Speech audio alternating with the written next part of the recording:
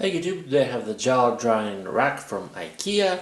Price is around 12 or 15 euros, something like that. There's a lot of drying racks in IKEA.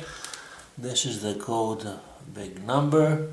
I believe it's one of the smallest drying racks. It's good if you have a small apartment. You can store it, as you can see. Let's open it up, and this is how it looks while it's open.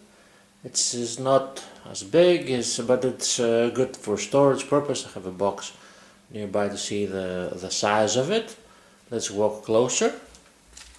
As you can see, if you pull it like this, it's easier to store.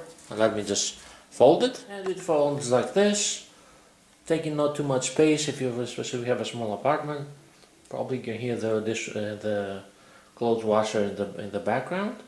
It folds up, it can easily fit in the closet, and perhaps you can buy two of those. Have one in the closet, have one, depending on how much clothes you want to put here. It has 6 racks, I can count them. 1, 2, if you can use the outside, it's 6 inner and 2 outer, so you can put some clothes here, not too much clothes, perhaps a sheet or something like that, some towels. But yeah, for the price you can buy 2 or 1, depending on your needs. Thanks for watching, please like, subscribe.